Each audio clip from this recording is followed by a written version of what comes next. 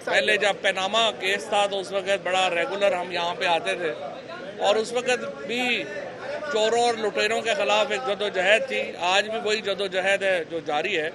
इंशाअल्लाह ताला ये जो सिलसिला शुरू हुआ है ये मंतकी इंजाम तक जो है वो पहुँचेगा। सुप्रीम कोर्ट ने आज ये केस की हेयरिंग की है और देखिए हमारा बड़ा सिंपल ये जो रेफरेंस है आज इसके ऊपर भी बात हुई है। आर्टिकल 63A जो है वो बड़ा फंडामेंटल बुनियादी एक आइन का हिस्सा है और इसमें हमने सुप्रीम कोर्ट से ये तशरीह मांगी है कि क्या पाकिस्तान के अंदर ये जो कुछ हुआ आपके सामने है, जिस तरीके से लोगों के ज़मीर ख़रीदे गए, जिस तरीके से लोटा करेसी को एक रेगुलराइज करने की कोशिश की गई, जिस तरीके से पाकिस्तान की मुंतखब हुकूमत के ख़िलाफ़ जो साजिश की गई वो आपके सामने है। और इन हालात में जो आर्टिकल 63A है उसकी तशरीह की जाए और बताया जाए कि क्या पाकिस्तान के आइन के तहत ज़मीर फरोशी की इजाज़त है या नहीं है, पाकिस्तान के आइन के तहत लोटा करेसी की इजाज़त है या नहीं है, पाकिस्तान के आइन के तहत वोट बेचने की इजाज़त है या नहीं है। ये मैं आपको आम आदमी के अल्फाज ज़बान में बता रहा हूँ कि हम पूछ क्या रहे हैं सुप्रीम कोर्ट से और उनके जो भी जवाबात आएंगे वो उसके सामने इंशाल्लाह गोश गुजार करेंगे।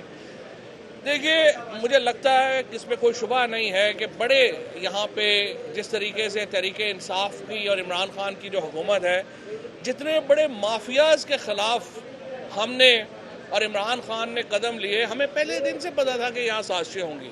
हमें पहले दिन से पता था कि यहाँ पर इतने बड़े जो डाकू हैं उनको रूट आउट करना, उनको उखाड़ना एक चैलेंज है।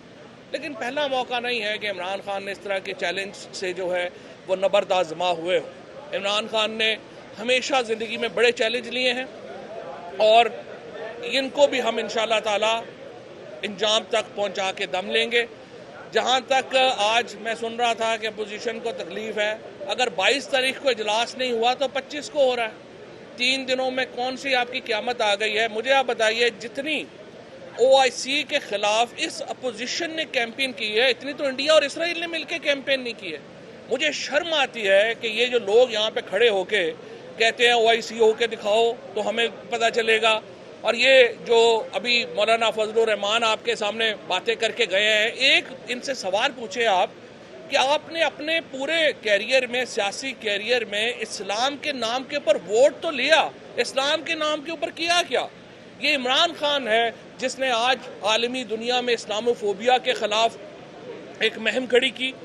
इमरान खान है जिसने नामूस रसालत मोहम्मद मुस्तफ़ा सल्लल्लाहु अलैहि वसल्लम के ऊपर पहरा दिया, और ये इमरान खान है जो पाकिस्तान में एक इस्लामी फ़िलाही ममलिकत के लिए आगे बढ़ रहा है। इन मौलवियों ने ये जो सारे हमारे ख़िलाफ़ आज खड़े हैं, सवाए दीन फरोशी के किया क्या है? इन्होंने हमारे यहाँ पे सवाए वोट लेने के लिए मज़हब को बेचने के किया क्या है?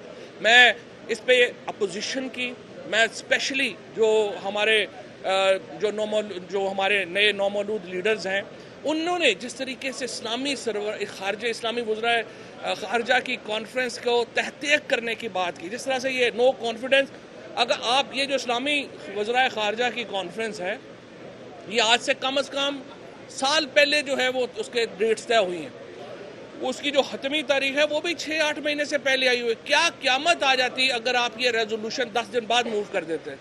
लेकिन नहीं हुआ। तमाम एफर्ट इस वक्त हमें नज़र आती है पाकिस्तान के मुफादात को ज़द पहुँचाने की।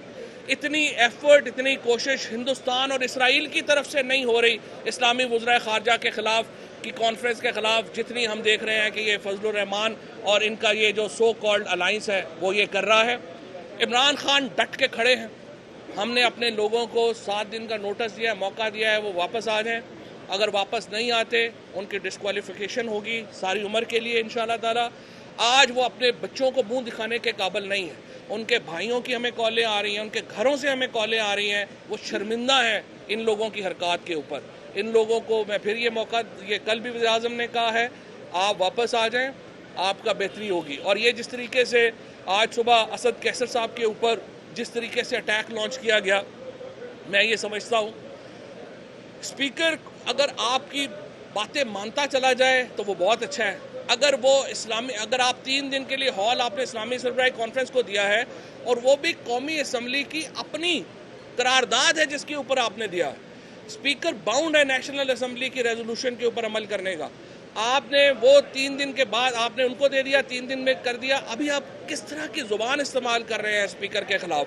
اور یہ سارے میں یہ سمجھتا ہوں کہ ایک اور صبح میں دیکھ رہا تھا کہ یہ کہہ رہے ہیں کہ یہ جی اپنا بڑی ہمارے اس وقت ایک جو مہم چلائی جا رہی ہے فوج کے اوپر جس میں سارا پی ایم ایل این کا میڈیا سیل ملوث ہے, پی ایم ایل این کا media cell P T I کے ڈی پیز بنا کر ان کے نام چینج کر کے فوج کے خلاف مہم چلا رہا ہے. یہ ان کا خیال ہے کہ فوج میں اور پی ٹی آئی میں تفرقہ ڈالیں گے. ہم نون لیگ نہیں ہے جو چھوٹی سی بات کے اوپر فوج کے خلاف جو ہے وہ بغاوت کے اوپر اتر آئے یا چھوٹی سی بات کے اوپر فوج کے خلاف سازشیں شروع کر دیں.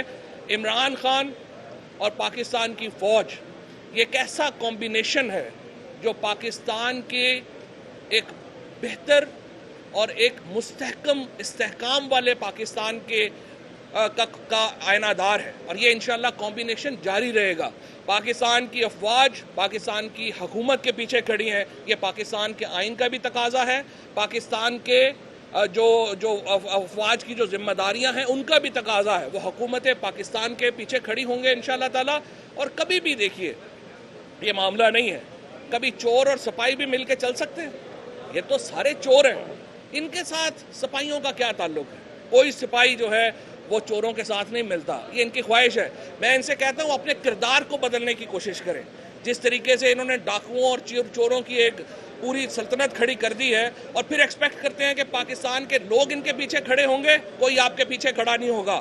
اس لڑائی میں انشاءاللہ تعالی فتح حق کی ہوگی اور سچ کی ہوگی, اور انشاءاللہ ان سب کو پتہ چلے گا کہ یہ نہیں کرنا چاہیے. دیکھیے جی, 3 چیزیں میں آپ کے سامنے ان کی کلیریفیکیشن کرنا چاہتا ہوں. سب سے پہلے تو یہ ہے کہ جو اسپیکر صاحب نے اجلاس طلب کیا ہے 25 تاریخ کا, اس پہ اعتراض یہ کیا جا رہا ہے کہ وہ